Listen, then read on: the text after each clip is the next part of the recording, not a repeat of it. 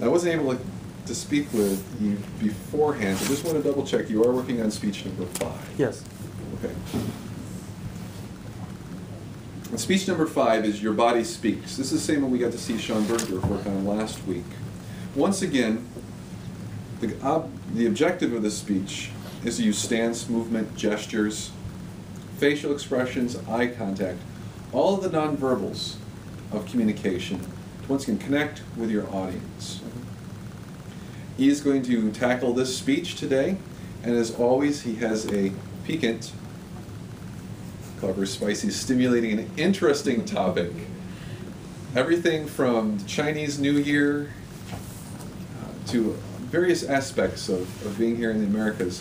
He's always brought a little bit of interesting experience from working on teams as well, from his management experience and work. So today he presents another topic that's going to challenge us a little bit, make us think a little bit, and see the world a little different.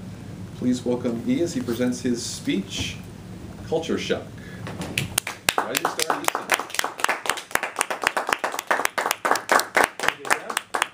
Appreciate it. You're welcome. Good morning and good afternoon, Toastmaster, my fellow friends and club members. Today, I'm doing my 5th speech, which is Body Speaks. And my topic is culture shock. Start to understand the difference among different cultures. So, what we all know is that we live in a world that we feel comfortable. When I say world, I mean your own world. The nation you live in, the geographical region that you get used to, the family you grew up, the company or organization you work for, and yourself. Study shows any twins actually different, even though they are in the same growing up environment. They do not necessarily end up with the same personality, the same view to the world, and the same value that they pursue. So today I will use 3 small examples to show you how different culture actually impacting our daily lives. Just remember one thing. Just as another saying says, the last creature to find the water is fish themselves. So in the water, don't know what it is until they get out of the water that they're living. Let's think about it throughout all the examples I will share with you today. The first example comes across is more of a national general culture example, is that sometimes the same sign, the hand sign in this case, will mean different things. Sometimes knowing that is actually doing you a very, very good favor when you travel abroad.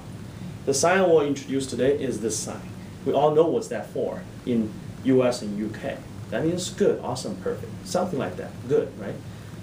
But if you say the sign to actually a Brazilian colleagues down in Brazil, that's the total opposite. It's a taboo. We don't do that to people. That's good to know, right? But there's also a mutual approach. In Japan, if you do that sign, that means money. And in Russia, if you do that sign, that means 0. That's actually become more common ground. In China, if you do this, people do this. It's an act, means you got 0 for exam, for 1. And just let you know that something we take as granted may actually hit us when you travel into different culture.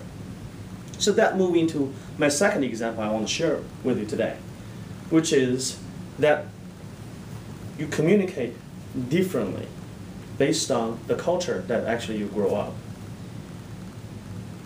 There's study, actually, tons of studies showing people that depending on which part of the globe you live in, that there's a high context versus low context when people communicate with each other. So if you talk with the German people or the US people, they are really straightforward, they are low context. Go to the target, just tell you what they think. And, but if you travel in Asia, like in China, Japan, or Korea, those cultures are really high context culture. There's one funny story I learned from one of my colleagues saying, if you ask the people from Brazil, which is a sort of middle ground, like a high context, not that straightforward, I compare with the US people, want them to draw a horse. They start to draw the cloud, the grass, the environment this horse is in, and then draw the horse. But if you ask American colleagues, they just draw a horse for you. There's no context around it. That's to make a point. So the applicable information for that specific piece of information, low context versus a high context, is negotiation, for example. So when you're really sitting in a negotiation table with the Japanese people, they're actually very ritual, very slow conversation. They actually want to drag you to, let's say, dinner, party stuff, to go through all the negotiation steps. But if you negotiate with German people or US people, let's be efficient. Right on the target. Let's talk about the terms. We all know how the union negotiation goes, right? So that's another interesting example that knowing the partner that you're doing business with, their culture, and maybe a colleague. For example, if I talk to you, I may go to a detour before I tell you what I exactly mean. That happens to me. Actually, there's a lot of good improvement in the sense that I talk with US people now I know that they're looking for direct answer. Don't give them the context. Just go direct. People will accept that. But when you talk with Asian people, it's a different story. The last example I want to share with you is more down to the earth. If the other two examples I just shared with you is more like 30,000 feet, the last one I will talk about is our daily life. The way that you live, I mean the environment that you live actually will compel with you about, hey, certain things I got used to. But is that really? A couple of examples actually in this small third point here is that years ago when I started my orientation in Michigan State University, I think the professor at the time introduced some culture shock workshop there, introduced a couple of real examples. One is that when she's from India, by the way, India, the country. When she came to the US, the first thing she encountered is about how to go to dinner. As a matter of fact, it's how the dinner works here.